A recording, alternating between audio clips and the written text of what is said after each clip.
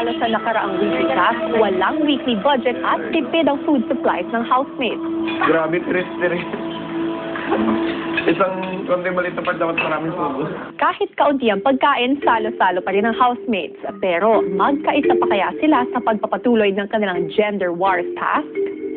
Hiwalay na pinatawag ni Kuya si Pamu at si Reg. Pamu?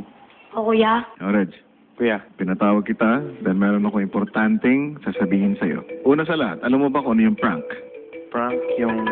Practical jokes. Opo, sanay kong ginagawa yun. Kung si Reg nakuha agad ang ibig sabihin ng prank, si Pamu naman mukhang nahirapan. Alam mo ba kung ano yung prank? Prop? Hindi ko po yung kilala. Prank! Frog? Palaka po? Prank! Frank? Ayun! Kuya! Wag na! Oo, nakita ko na yun dati sa TV. Yung malaki lalaki, kuya. Frank? Oo. Wala, kuya, wag na. Pamu, Po. hindi si Frankie. Ah, sino po? Ang sinasabi ko, prank. Frank? Hindi Frank. Ano po, Frank? Tama. Ah, Frank. Alam mo ba kung ano ibig sabihin ng prank? Ay, hindi ko po alam mo kuya ibig sabihin. Sabihin nyo nga po. Ang prank ay yung tinatawag na practical joke. Ah, joke. Sa pagpapatuloy ng Gender War Week, Okay, kuya. bibigyan ko kayo ng isang hamon na makakasagot kung alin sa dalawang kasarian ang mas Sa mabuti. susunod na Gender War Challenge, paramihan ng magagawang pranks ang boys at girls sa isa't isa. Pero tanging sina Pamu at Reg lang ang dapat makaalam tungkol sa task. Nasa diskarte nila kung paano nila hihikayatin ang mga kagrupo para i-good time ang kalaban. Maya-maya nakaisip na ng magandang prank si Pamu para sa boy. Imatage natin yung mga lalaki gamit ang cooking oil. Nalagyan natin dyan, ha? Mamaya. Here we go. Ano yan?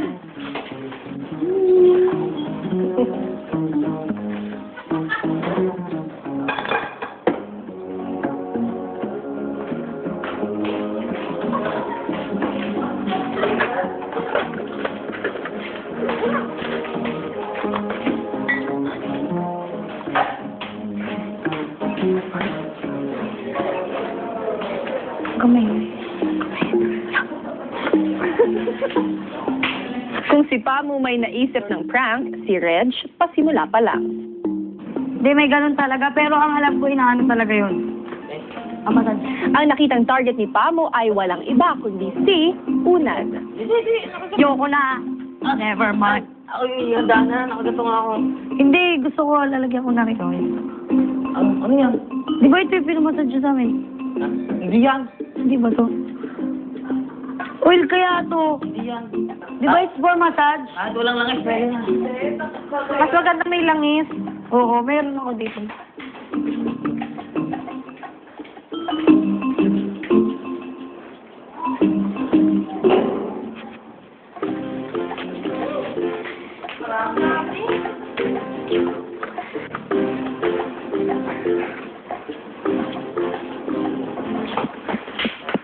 Tas mo.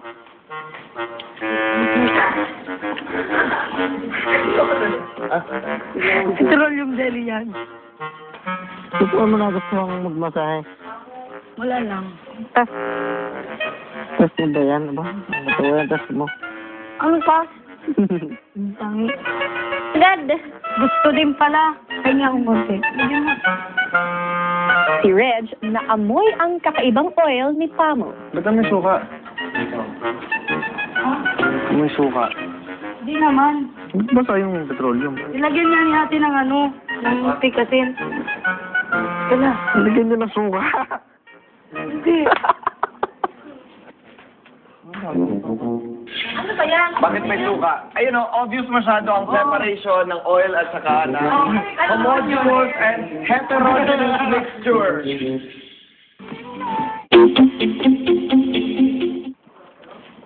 Si Kevin agad na nakaramdam sa mga nangyayari. We all are the MS. They smell like soup.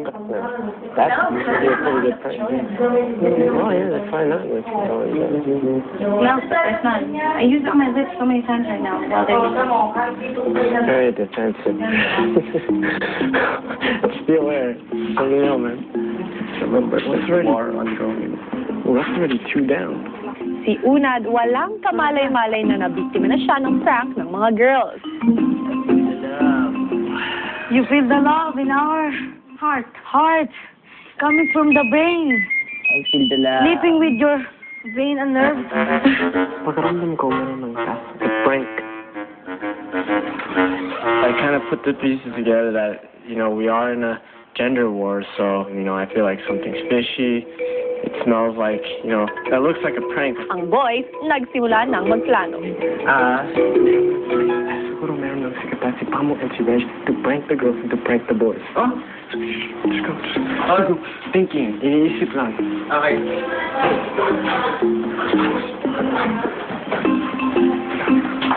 Boom! What's that? What the hell is that? I don't know. What's in it? Suka? What's that? Yeah. Okay. Careful. That's a prank. Careful.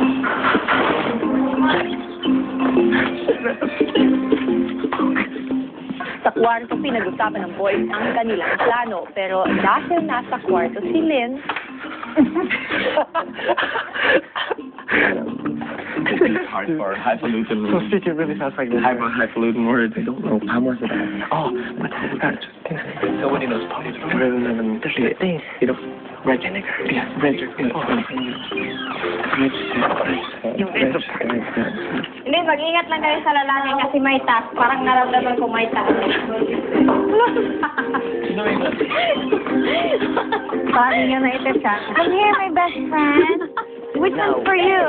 Stop! No, don't let the boys out! Don't let the boys out! No!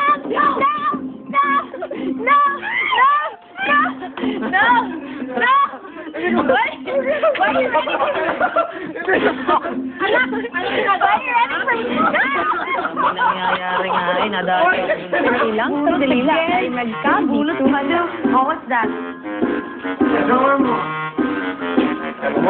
Oh, petroleum po ang ginamit ko. Ano yan? Bakit sinagaman? Petroleum.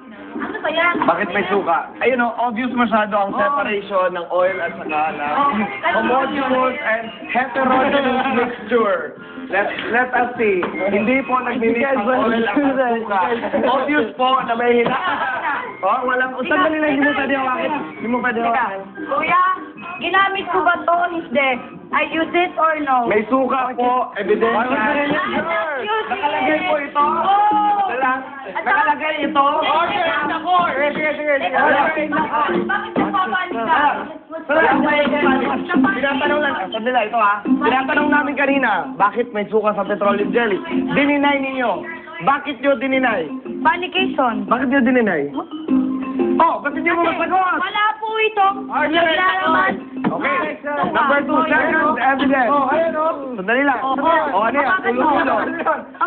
Second evidence. Sandali lang. Ang second evidence natin. Sinabi ni Pamo, ito daw nilagay niya. Okay, ang nakalagay dito, ito. She made it look like ito yung nilagay niya, pero ito, na nilagyan niya ng suka at tinago niya sa kanyang closet. Oh my God. Obvious ba masyado na suka yan? Ano? Bakit niya minasahe si Una? Oo. Task ba yun? Secret task. Nalagyan ng suka ang mga lalaki. Bakit sinabi mo doon sa kwarto? Bakit ka nagsalita sa pangalan ni Puma? Pamo. Just so you know, may task tayong linggo na boys against girls. Okay, diba? Sandali lang, di pa katapos. So, kaya kami nagpanik kasi inisip namin baka ginagawa niya kami ng prank dahil baka yun yung isa sa utos at isa sa mga kailangan namin dapat gawin ay malaman at protektahan. Wala rin kaming alam na ano lang namin. Oh, ne. Ganito na lang. Sige, pakisagot na lang. Bakit may suka yan? Ano yan, suka? Sure Ayan, ano, pa. Tingnan mo kung gano'ng ka-obvious mo. Papamoy ko lang. Baka kayo naglagay. Oo na. Why would we even... Bakit ito nakalagay sa loob? Tingnan mo kung straight in the eye. Nasa loob ito ng ano mo, ng drawer mo. Oo, nilagay ko. Oh, bakit may suka? Hindi ko Oo, kasi ka makagapagap. hindi ko po siya nilagyan ng suka. Yeah, you're real. Yeah, for real. That's Pero true. huwag kayong magpanik, okay lang yan. Nagpapanik ang mga lalaki, hindi natin Nilagay nila yun, nilagay nila doon, tapos biglang aayahin ka ng masahe. Lalo na, Hindi kami Sige, sige, sige. teka, kasi ayaw mo na pa ba yung... Pare, 500, 500, 300, 300. Okay, sabong, magsisimula na laban, Sige na, sige na. O, ano? O, sige na. Tayo. Maayos. O, dito. Paano na magiging maayos yun kung gano'n nangyayari? Hindi tayo. 500, 300, 500.